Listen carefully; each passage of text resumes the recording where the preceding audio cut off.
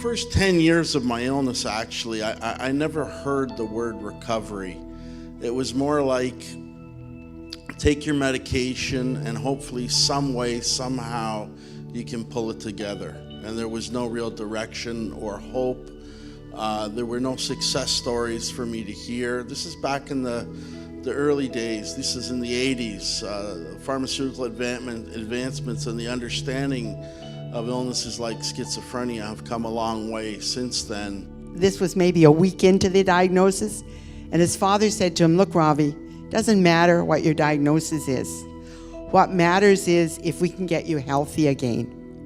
And so that's what we've always believed. Family is such an important thing when it comes to recovery. They're the people that will be there at the start of the day, at the end of the day for you. And it's also important to remember that, especially when you're not necessarily living at home, you can have multiple families. So for me, I go to school on the other side of Canada, and my family at home is so important, and they are definitely like my main go-to and the people who are always there for me. But I also have my school friends and the ones from my residence, and they're also my family.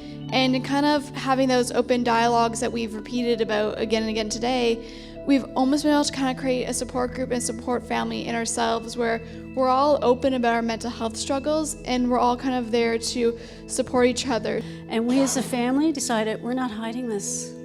You know, we need to talk about it because we can't be the only ones. So I started looking around for support for us as a family. And what I found was Parents for Children's Mental Health. They were online, and I started connecting with them.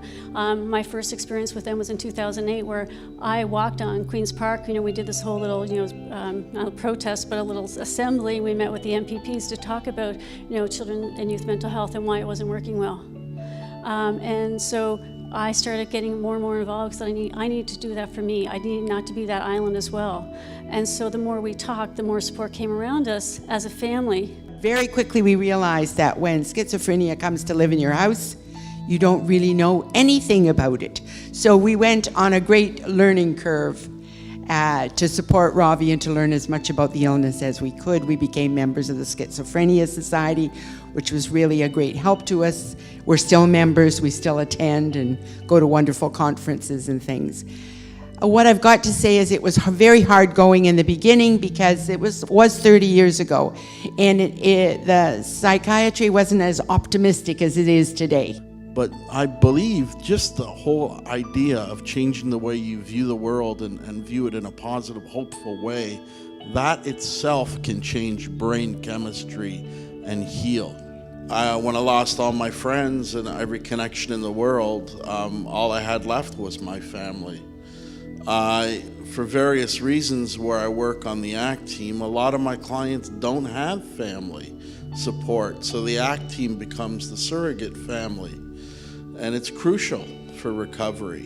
No matter where a person's at, there is always room for progress, and it may not always mean that they're going to ever be back to normal, not that there is really a normal, but that there is always room for improvement, and the hope and mama always wanting him to feel happy again is a great example of interpersonal psychoneurobiology in action. That love, that sentiment, that disposition that you held for him, and that I feel in you too, Michele, that holds so much value that only recently can we put scientific data behind it.